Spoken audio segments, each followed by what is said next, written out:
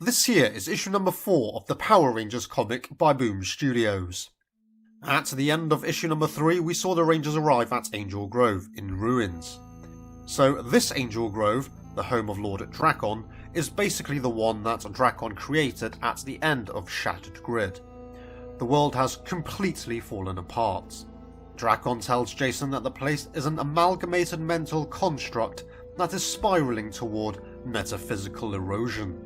Drakkon brought the Rangers to this exact spot because this is where he saw the Imperial first. However, there's no sign of the Imperial, meaning it's moved on. As the Rangers walk off, Zack wonders why Drakkon created such a world when he could have had anything. In Drakkon's mind, what he created was paradise. There was no poverty, no hunger, and no war. Everyone was safe as Drakkon protected them, and everyone loved Drakkon for it. Now, remember the spiritual energy beasts from Shattered Grid? They're manifestations of the Morphin grid, and they're back here. In Shattered Grid, they were created to destroy Drakkon's world, but turned to keeping Drakkon jailed in this world.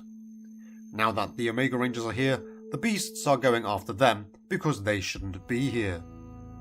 I was fairly critical at how Shattered Grid ended, so I stand by my original opinion, that it was a disappointing ending.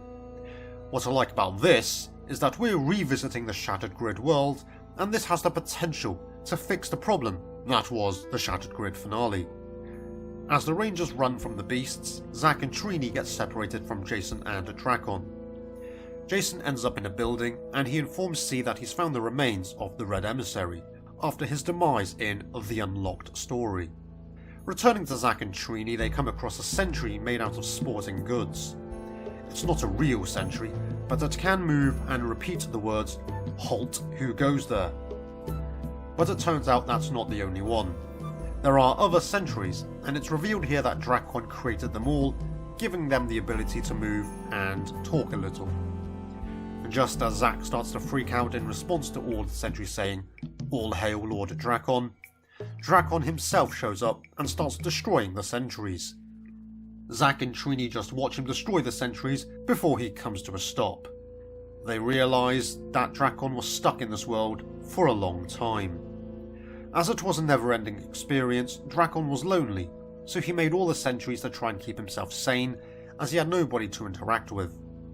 The Spirit Bear then interrupts and looks like it's going to put an end to Trini. However, the Spirit Bear gets distracted after Zack hurls a copy of Finster 5 at it. The Spirit Bear then stomps on Zack. However, Zack then shows up behind Trini and he tells her that he used the remains of a Mastodon sentry as a distraction, but with his Omega helmet.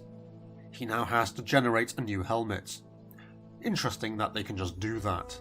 Anyway, Zack, Trini and Drakkon are then teleported back to Spectrum 2, where they see Jason in one piece.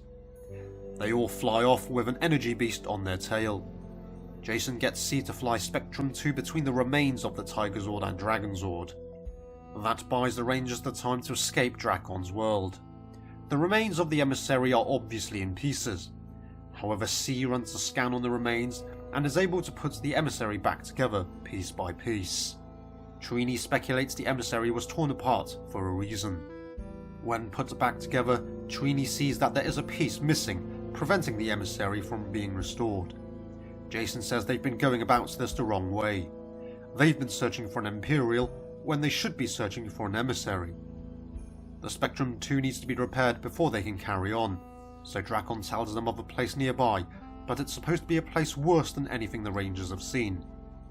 This issue comes to an end with some weird looking aliens playing a card game as they discuss what happened to Governors 3.